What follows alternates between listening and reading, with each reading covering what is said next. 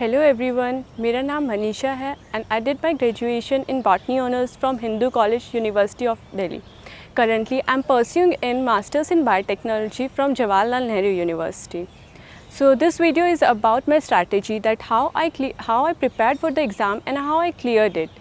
तो running year में इस एग्ज़ाम के लिए प्रिपेयर करना थोड़ा सा चैलेंजिंग हो जाता है, बट अगर आप प्रॉपर टाइम स्केड्यूल निकालें, इसके लिए मैनेज करें तो बहुत इजी रहेगा, बहुत easily we can crack this exam. तो हमारे पास सिलेबस बहुत ज़्यादा है, मतलब दे आर अबाउट 13 यूनिट्स और उन सबको कवर करना थोड़ा सा डिफ़िकल्ट हो जाता है. तो हम बेटर है कि हम लोग कम से कम 8 to 9 यूनिट्स हैं जिसके ऊपर हम लोग कमांड कर लें और बिल्कुल अच्छे से प्रिपेयर कर लें. तो अगर हम इतना भी कर लेते तो हमारा एग्ज़ाम क्लियर हो जाता है और काफ़ी आप with in 100 rank also you can secure. So in this video I'll be focusing only on the important areas and generally वो areas जो मैंने cover किए थे, because मेरा भी running year था और उसमें ही मुझे prepare करना था अपने मास्टर्स के लिए भी, एग्ज़ाम्स के लिए, मास्टर एग्ज़ाम्स के लिए भी, प्लस अपने इस एग्ज़ाम के लिए भी. So the first unit is molecules and their interactions relevant to the biology. You should have a basic idea of the amino acid like hydrophobic amino acids, aromatic amino acids. So इन सब के बारे में पता होना चाहिए, because अगर question like titration पे आते हैं या सीक्वेंसिंग पे आता है तो, और या फिर प्रोटीन फोल्डिंग पे आता है, तो आपको अगर बेसिक प्रोटीन अमीनो एसिड्स का स्ट्रक्चर पता है तभी आप इन क्वेश्चंस को इजीली सॉल्व कर पाएंगे. सो next is you should know about the structures of the protein, like alpha helices के बारे में पूरा नॉलेज होना चाहिए, बीटा शीट्स के बारे में, and the analysis of the protein. So next is the stabilizing interactions. तो like covalent interactions, hydrophobic interactions, van der Waal interactions and all other interactions that also you should know, जो कि एक protein को stabilize करने में are essential. तो आपको ये सब भी पता होना चाहिए. Next is the Ramchandra plot, that is also very very important. तो अल्फ़ा हेलिसेस का, बीटा शीट्स का या पैरेलल बीटा शीट्स का रामचंद्र प्लॉट में कहाँ पे दे आर डिटेक्टेड, तो that you should no. So next is the metabolism of the biomolecules. So the most important biomolecule जिसका जनरली जिन पे क्वेश्चंस आते हैं, that is the carbohydrate. Metabolism of the carbohydrate, तो इसमें आपको glycolysis cycle, TCA cycle and the enzyme involved and the cofactors involved, ये सब कुछ आपको पता होना चाहिए. And next is the bio energetics. तो किसी भी मेटाबॉलिज्म में जो बायो एनर्जेटिक्स है, दैट यू शुड नो. उसके बाद metabolism of other biomolecules such as the lipids, vitamin, nucleic acids and the amino acid, ये इतना इंपॉर्टेंट नहीं होता है जनरली. बहुत ही कम क्वेश्चंस इन टॉपिक से आते हैं, तो मैंने इनको स्किप ही कर दिया था, बिकॉज इतना भी नहीं, मतलब इतना टाइम नहीं था कि आप इन सब के मेटाबॉलिज्म पे जाओ, और इन पे इतना क्वेश्चंस नहीं आता है.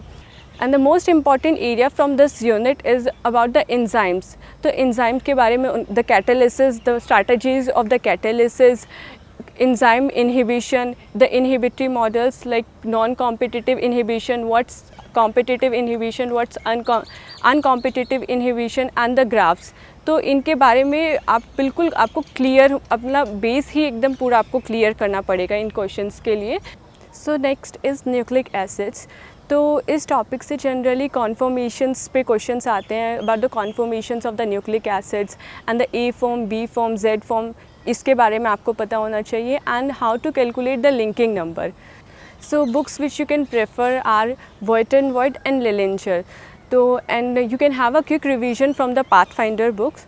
So next unit is the cellular organization. So it's also very important unit, और इसके अंदर अबाउट 30 to 35 मार्क्स का इसमें से जनरली क्वेश्चंस आते हैं. सो इस यूनिट से जो क्वेश्चंस आते हैं जनरली मेम्ब्रेन पे क्वेश्चंस आते हैं, तो वो उसको प्रिपेयर करना. So the topic you should focus on in this unit are membrane proteins, the structures of the membrane you should be clear about. So the second unit is cellular organization. तो इसमें आता है आपका membrane structures, composition of the membrane, कि what components are present in the outer leaflet or the inner leaflet, and जब cell apoptosis में जाता है तो दिस कंपोजिशन चेंजेस, तो व्हाट चेंजेस अकर, तो ये आपको पता होना चाहिए। Next is the membrane fluidity, तो इस पे क्वेश्चंस ज़रूर आता है। And how this fluidity is affected by different factors like temperature और द अनसेचुरेटेड फैटी एसिड्स और the saturated fatty acid, that you should no. Next is the labelling of the proteins, की कोई membrane में protein है तो आप उसको कैसे लेबल करेंगे। और नेक्स्ट हमारे पास इस पे टेक्निक्स बेस्ड क्वेश्चन आ जाता है लाइक फ्रेट, पैच क्लैम्प, तो this you should be clear about. And उसके बाद हमारे पास आता है लिपिड राफ्ट्स। लिपिड राफ्ट्स पे जनरली क्वेश्चंस आते हैं कि लिपिड राफ्ट्स का कंपोजिशन क्या होता है, और कभी कभी न्यूमेरिकल बेस्ड क्वेश्चन भी आ जाता है। So next is membrane of the RBC, तो इस पे जनरली हमारे पास क्वेश्चन आ जाता है कि मतलब आरबीसी की मेम्ब्रेन को अगर आप सेंट्रीफ्यूज करते हैं तो which component will come first under different centrifugation speeds. So next is vesicular transportation, तो इसमें जनरली क्वेश्चंस आते हैं कि that which vesicles are generally involve in the transportation from ER to Golgi और गोल्जी टू मेम्ब्रेन, या फिर from Golgi to ER, तो कौन कौन से डिफरेंट आपके पास वेसिकल्स हैं, तो आपको वो क्लियर होना चाहिए। सो नेक्स्ट इज़ कि आपके जितने डिफरेंट ट्रांसपोर्टर्स हैं जो कि ट्रांसपोर्टेशन में इन्वॉल्व हैं, अगर उनमें कोई डिफेक्ट हो जाता है तो what will be the consequences of that, ये आपको पता होना चाहिए। Signal sequences means targeting sequences जो है हमारे पास, कि अगर कोई भी एक प्रोटीन हमारे पास साइटोसोल में सिंथेसाइज हुआ है और उसको माइटोकॉन्ड्रिया में अगर हमें ट्रांसपोर्ट करना है, तो what sequence, specific sequence is present in that protein जो कि उसे टारगेट कर रहा है माइटोकॉन्ड्रिया तक। तो बाकी ऑर्गेनेल्स के लिए भी आपको ये पता होना चाहिए। Next is a cell cycle, तो इसमें आपको माइटोसिस, मियोसिस के डिफरेंट स्टेजेस आपको ये क्लियर होना चाहिए।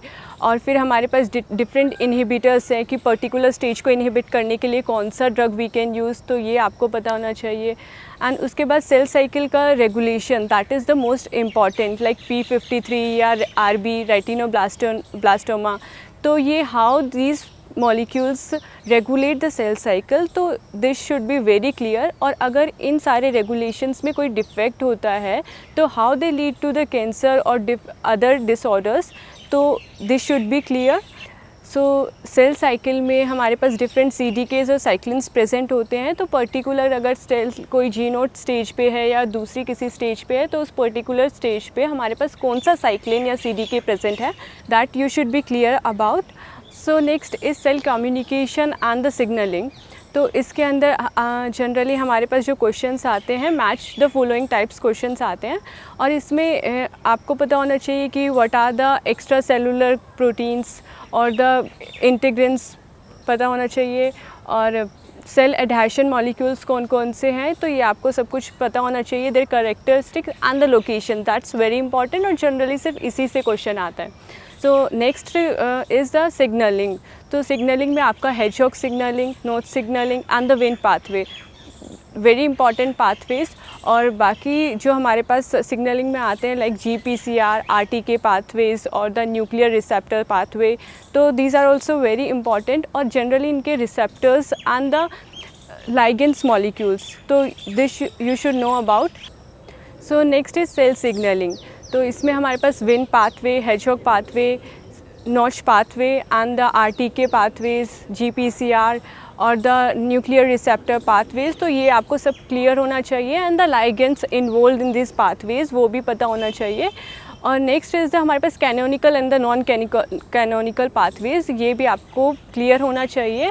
And means what at different stages जब एंटायर पाथवे होता है, तो हमारे पास डिफरेंट कंपोनेंट्स कौन एक्टिव रोल प्ले कर रहा है, कौन नहीं कर रहा है, about the regulation of this pathway you should know about. और कहीं पे there is some defect in the regulation and how that is leading to the cancer और द मैटर और सम अदर डिसऑर्डर, ये भी आपको क्लियर होना चाहिए। So next topic is cancer. Cancer में जनरली हमारे पास बहुत बेसिक क्वेश्चंस आते हैं like which are the oncogenes और the proto oncogenes, tumour suppressor genes कौन से होते हैं, if there is some mutation in this tumour suppressing genes, तो what would be the consequence of that, तो ये आप सबको क्लियर होना चाहिए। So next sub unit is immunology. तो इम्यूनोलॉजी से भी बहुत बेसिक क्वेश्चंस आते हैं और इतना मतलब डिटेल्स में क्वेश्चन नहीं आते हैं, तो जनरली अगर आप थोड़ा बहुत बेसिक भी चीज़ें पढ़ते हैं तो you will be able to solve questions. तो इसमें जनरली हमारे पास आते हैं एंटीजेनिक प्रॉपर्टीज़, इम्यूनोजेनिसिटी से आते हैं, and the molecules involve in the इनेट और द अडैप्टिव इम्यूनिटी, तो इससे क्वेश्चंस आते हैं। और वैक्सीन से क्वेश्चंस कभी कभार आ जाते हैं। इस पर्टिकुलर यूनिट के लिए आप ब्रूस एल्बर्ट या फिर लोडिश बुक को फॉलो कर सकते हैं। और अगर मतलब there are some topic like cell cycle and the cell cycle regulations and the cell signalling, तो ये है कि आप बिल्कुल थोरो होने चाहिए इन टॉपिक्स से। ब्रूस एल्बर्ट या लोडिश में जितना भी फिगर्स दिए हों, अगर आप उन्हीं को पूरा मतलब पूरी बुक में जितने भी फिगर्स हैं, अगर आप उन सबको डिटेल में अगर आप उनके थ्रू जाते हैं तो you will be able to solve many questions from the C part. तो जनरली मतलब इस बुक्स में हमारे पास एक्सपेरिमेंट्स जनरली शॉर्ट में एक्सप्लेन्ड होते हैं और काफ़ी सारी टेक्निक्स भी कवर होती है। तो जितने भी सी पार्ट में हमारे पास जो लॉजिकल क्वेश्चंस होते हैं तो ऑलमोस्ट कवर हो जाता है, तो आप इजीली इनको सॉल्व कर पाएंगे। पर्सनली आई वुड सजेस्ट कि आप मतलब एंटायर बुक के ना मतलब कंप्लीट बुक को ना रीड करके आप फिगर्स पे ज़्यादा ध्यान दें। Next unit is fundamental processes. तो इसके अंदर रेप्लिकेशन, तो origin of replication fork, the enzymes involve and the directions for the proof reading activity और द एक्सोन्यूक्लियस एक्टिविटी, तो ये सब कुछ आपको पता होना चाहिए। और काफ़ी क्वेश्चंस आते हैं इन सब चीज़ों से, तो you should be clear about this topics. Next is the RNA processing and the synthesis.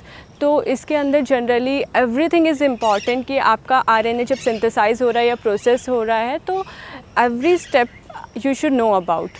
Next is DNA damage and the repairing mechanism, तो ये भी आपको पता होना चाहिए। And the next topic is RNA synthesis and the processing. तो it's very very important topic, so you should not skip this topic. तो इसमें जनरली एवरीथिंग जो हमारा प्रोसेसिंग से लेकर स्प्लाइसिंग, कैपिंग या टेलिंग हो रहा है, everything is important. Next is हमारे पास ट्रांसलेशन, एंड द ट्रांसलेशन में हमारे पास structures of the amino acid tRNA। Next is translation में initiation, elongation, termination, all the factors involve in the processes, ये सब कुछ इन्वॉल्व है। And structure of tRNA means acceptor arm, D loop and the acceptor arm, तो anticodon loop, everything is important. तो next is the regulation of this processes, that is the transcription and the translation regulation. तो viruses and फैजेस में जो regulation process है हमारे पास, तो वो बहुत इंपॉर्टेंट है और उससे क्वेश्चन जनरली मीन्स आता ही आता है, तो don't skip this topic.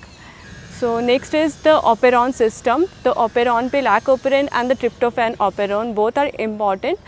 Operon से जनरली हमारे पास हाइपोथेटिकल ऑपेरॉन बेस्ड क्वेश्चंस आते हैं, and you should be clear about the terms like inducible expression और द कॉन्स्टिट्यूटिव एक्सप्रेशंस, तो ये आपको क्लियर होना चाहिए। And the catabolic repression, that you should know about. Next is role of chromatin in gene expression. तो इसके अंदर हमारे पास क्रोमैटिन के means if it gets methylated और एसिटाइलेटेड, सो डिफरेंट अगर हमारे पास एपिजेनेटिक फैक्टर्स जो हैं कैसे इनको इफ़ेक्ट कर रहे हैं जीन के एक्सप्रेशन में, that should be clear. Next is gene silencing, IRNA और द siRNA, तो ये इनका मैकेनिज़्म जो है, कंसेप्ट है, ये आपको क्लियर होना चाहिए। तो नेक्स्ट इज़ द इनहिबिटर्स। तो हमारे पास जो ट्रांसलेशन, रेप्लिकेशन, ट्रांसलेशन के लिए जितने डिफरेंट ड्रग्स हैं हमारे पास जो डिफरेंट स्टेजेस को इनहिबिट कर रहे हैं, तो ये आपको पता होना चाहिए। कमिंग टू द बुक्स, तो आप इसके लिए वॉटसन या जीन रेफ़र कर सकते हैं। पाथफाइंडर इज़ ऑल्सो हेल्पफुल, और पाथफाइंडर अगर आप फॉलो कर रहे हैं तो entire topic you should be thorough about, means जितना भी उसमें एक्सप्लेन है line to line is every line is important in that. Next unit is development biology. तो इस यूनिट में कुछ टर्म्स हैं जिससे डायरेक्ट क्वेश्चंस आते हैं, तो that you should B familiar with. Terms like potency, competence, induction, determination, autonomous specification and the conditional specification, तो ये सब कुछ आपको पता होना चाहिए। नेक्स्ट इज़ इस पे जो क्वेश्चंस आते हैं तो हमारे पास क्लीवेज पैटर्न्स पे, तो ये आपको पता होना चाहिए। Next is limb development, that is very important topic. और axes in the pattern formations in the Drosophila, ये भी, एंड इन द एम्फीबियंस, ये भी इंपॉर्टेंट है। And the vulva formation in the C elegans, that is also important. And the eye lens induction, जो क्वेश्चंस हमारे पास इस यूनिट से आते हैं तो जनरली इन्हीं टॉपिक से आते हैं, तो अगर आप इन टॉपिक को कवर कर लेते हैं तो इस यूनिट से आपके क्वेश्चन बन जाते हैं। सो इस यूनिट में जो नेक्स्ट आता है हमारे पास प्लांट ऑर्गेनोजेनेसिस एंड मॉर्फोजेनेसिस पे आता है। तो इसके अंदर आपको ABC मॉडल वो पता होना चाहिए, then the floral development and the leaf development, ये आपको पता होना चाहिए। So books which you can refer for these topics is Gilbert, और या फिर आप डायरेक्टली NCBI की साइट से भी आप इन टॉपिक्स को पढ़ सकते हैं। और मैंने पर्सनली मैंने NCBI के ही साइट से इन टॉपिक्स को कवर किया था। सो next unit is plant physiology, and इस यूनिट में जनरली हमारे पास जो क्वेश्चंस आते हैं फोटोसिंथेसिस पे, C3 पाथवे, C4 पाथवे और केम पाथवेज, इनसे क्वेश्चंस आते हैं। एंड द प्लांट हार्मोन्स, तो इससे भी हमारे पास क्वेश्चंस आते हैं। इन पे जो क्वेश्चंस आते हैं जनरली कि functions of the hormone you should know about, and the synthesis and the pathways, जो हमारे पास इन हार्मोन्स को सिंथेसाइज करने के लिए जो पाथवेज हैं that you should be thorough with. So next is nitrogen metabolism, तो इसके अंदर जो एंजाइम्स इन्वॉल्व है, जो सब यूनिट्स हैं एंजाइम की एंड द कोफैक्टर्स हैं, तो वो आपको पता होना चाहिए नाइट्रोजन मेटाबॉलिज्म में। सो नेक्स्ट इज़ सेंसरी फोटोबायोलॉजी, तो इसके अंदर आपको फोटो पीरियोडिज्म, जो बायोलॉजिकल क्लॉक्स है प्लांट्स का, एंड वर्नलाइजेशन है, तो ये सब कुछ आपको पता होना चाहिए। और फ्लावर इंडक्शन में डिफरेंट हार्मोन्स कैसे इन्वॉल्व हैं, तो ये भी पता होना चाहिए। एंड जो डायरेक्ट क्वेश्चंस जिस टॉपिक से इसमें आते हैं वो है सेकेंडरी मेटाबोलाइट्स, तो सेकेंडरी मेटाबोलाइट्स जितने भी प्लांट्स में हैं तो वो आपको पता होना चाहिए, उनके डिफरेंट पाथवेज जो हैं उनको सिंथेसाइज करने के लिए, that you should know about. So you can refer to Pathfinder's book, तो इसमें जितना भी कंटेंट दिया हुआ है that is enough for this exam. So next unit is human physiology, तो जनरली मैंने इस यूनिट को प्रिपेयर नहीं किया था क्योंकि मेरा बैकग्राउंड बॉटनी था, तो I had very little knowledge about this topic. तो but there are certain important topics जो आपको प्रिपेयर करने चाहिए, like cardio physiology you should know about. So next unit is system physiology, तो ये यूनिट मैंने स्किप कर दिया था, बट कुछ टॉपिक्स थे जो कि इम्पॉर्टेंट टॉपिक्स है जिनसे जनरली क्वेश्चंस आते ही आते हैं, तो वो बस मैंने प्रिपेयर कर लिया था। जैसे कार्डियोवास्कुलर सिस्टम, इससे डायरेक्टली हमारे पास ECG पे क्वेश्चंस आते हैं, तो ये आपको पता होना चाहिए। नेक्स्ट इज़ हमारे पास एक्सक्रीटरी सिस्टम पे कुछ क्वेश्चंस आते हैं, तो वो मैंने एक प्रिपेयर कर लिया था। नेक्स्ट इज़ द हार्मोन्स, तो इसको आप देख सकते हैं। सो next unit is inheritance biology, तो इसमें कुछ टॉपिक्स हैं जिनसे डायरेक्ट क्वेश्चंस आते हैं, कुछ पे हमारे पास न्यूमेरिकल बेस्ड क्वेश्चंस आते हैं। तो जैसे मेंडेलियन प्रिंसिपल्स हैं, या फिर हमारे पास allelic and the non allelic interactions हैं, तो इस पे हमारे पास डायरेक्ट क्वेश्चंस आते हैं। तो जेनेटिक मैपिंग पे क्वेश्चंस आते हैं, इसमें हमारे पास लिंकेज मैपिंग या मॉलिक्यूलर मार्कर बेस्ड मैपिंग या सोमैटिक हाइब्रिड बेस्ड मैपिंग जो आती है, तो इससे क्वेश्चंस आते हैं। Next is the microbial genetics, जैसे डायरेक्ट क्वेश्चंस आते हैं, बहुत इजीली वो क्वेश्चंस बन भी जाते हैं, और जनरली पार्ट C में इसके क्वेश्चंस आते हैं, तो इन क्वेश्चंस की प्रैक्टिस करना ज़रूरी है। सो नेक्स्ट हमारे पास जो आता है वो ह्यूमन जेनेटिक्स से क्वेश्चंस आते हैं, और वो आते ही आते हैं, that's the most important part. Human genetics में हमारे पास जो क्वेश्चंस आते हैं वो पेडिग्री एनालिसिस या लोड स्कोर पे आते हैं। तो पेडिग्री एनालिसिस पे जो हमारे पास क्वेश्चन की लैंग्वेज होती है उस पर फोकस करना बहुत ज़रूरी होता है, क्योंकि कुछ टर्म्स होती है जैसे रेयर या कॉमन, तो उन बेसिस पे हमें उन क्वेश्चंस को आंसर करना होता है। तो उसकी क्वेश्चन की जो लैंग्वेज है तो उस पर थोड़ा एम्फसाइज़ करना is important. So next is alteration in the chromosomes, B it numerical और द स्ट्रक्चरल ऑल्ट्रेशंस जो हमारे पास क्रोमोसोम्स में होती है, उसके डिसऑर्डर्स क्या हैं, इफ़ेक्ट्स क्या हैं, तो ये आपको पता होना चाहिए। नेक्स्ट इज़ द म्यूटेशन, तो म्यूटेशंस में आपके डिफरेंट म्यूटेशन कॉजिंग जो एजेंट्स है that you should know about. And next is the Cre lox system, तो that is also very important and you should be thorough with this topic. So next unit is ecology and the evolution, तो इस unit के लिए आप लोग pathfinder की book refer कर सकते हैं, और इस बुक में जितना भी मेंशन है तो वो आपको एंटायरली कवर करना और कुछ भी स्किप नहीं करना है।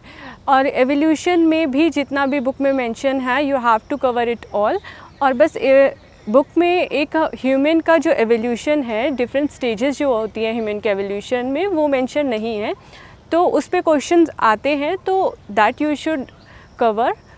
So next unit is diversity in the life forms. तो ये यूनिट मैंने प्रिपेयर नहीं किया था because it was not that important, और लेकिन कुछ इम्पॉर्टेंट टॉपिक्स हैं इसमें जिस पे क्वेश्चंस आते ही आते हैं, तो वो मैंने प्रिपेयर कर लिया था। तो क्वेश्चंस हमारे आते हैं, तो लार्वल स्टेजेस होते हैं, इनवर्टिब्रेट्स में डिफरेंट लार्वल स्टेजेस होती हैं, तो उस पे क्वेश्चंस आता है, तो वो आपको याद रखना ज़रूरी है। एंड नेक्स्ट इज़ हमारे पास जो कंपैरेटिव एनाटमी होती है लाइक बॉडी प्लान या बॉडी सिमेट्री, तो इस पे जनरली क्वेश्चन आता है, तो ये आपको पता होना चाहिए। ऑल्सो एल्गी के क्लासिफिकेशन या उनके करेक्टरिस्टिक्स पे भी कुछ क्वेश्चंस आ जाते हैं कभी कभी, तो वो भी इम्पॉर्टेंट है, तो उसे भी प्रिपेयर करना ज़रूरी है। Also the book which you can refer is pathfinder, क्योंकि बहुत कंसाइज फॉर्म में दिया हुआ है और जितना एग्ज़ाम के लिए इम्पॉर्टेंट है उसमें सिर्फ उतना ही है, and that's okay. So next unit is methods in biology. तो इसमें हमारे पास डिफरेंट टॉपिक्स हैं जो कि सब इम्पॉर्टेंट टॉपिक्स हैं। Molecular and the recombinant DNA methods, biophysical methods, immunotechnics, statistical methods and the radio labeling and the microscopy। तो every topic is important। तो आप recombinant DNA biology जो टॉपिक है, for that you can refers to the Pathfinder book। तो उसमें एक entirely unit दिया हुआ है, एक सेपरेट यूनिट है, तो उसके लिए आप वो पाथफाइंडर की बुक रेफ़र कर सकते हैं, एंड दैट इज़ सफिशिएंट। और बाकी जो टॉपिक्स हैं, तो उसके लिए एक पाथफाइंडर का अलग से बायोफिज़िकल मेथड्स का एक बुक आता है, तो that you can refer to. Otherwise Wilson and Walker एक और बुक आता है, तो उसको भी आप रेफ़र कर सकते हैं। तो जो स्टैटिस्टिकल वाला जो टॉपिक है, स्टैटिस्टिकल मेथड्स, तो वो आप स्किप कर सकते हैं बिकॉज उससे इतना मतलब क्वेश्चंस अगर आते भी है तो बहुत रेयरली क्वेश्चंस आते हैं, तो इतना इम्पॉर्टेंट नहीं है वो इसके लिए। सो जितना भी मैंने अभी यूनिट्स मेंशन किया है, तो 9 to 10 यूनिट्स अगर आप थॉरोली उनको प्रिपेयर करते हैं, तो you will definitely succeed. So one more thing कि आप जो भी अपने एग्ज़ाम्स के लिए पढ़ रहे हैं, बी इट मास्टर्स का एग्ज़ाम और बैचलर का, तो वहीं से आप अपने कंसेप्ट्स को क्लियर करते हुए चलें कि इन फ्यूचर आपको कोई भी एग्ज़ाम देना है, जैसे नेट का एग्ज़ाम, तो आपको वापस से वो चीज़ें रिपीट ना करनी पड़े और आपका टाइम इस तरीके से बचेगा। So this is how you can utilize your time. Also one more thing कि आप जो भी पढ़ रहे हैं, जो भी आप प्रिपेयर कर रहे हैं, उसको एक क्विक नोट जो है वो ज़रूर प्रिपेयर करें, ताकि लास्ट टाइम के लिए एक थोरो रिवीजन आपका मीन्स एक क्विक रिवीजन हो सके। So this was my strategy, and I hope this will be helpful for you also to clear this exam. All the very best. Thank you.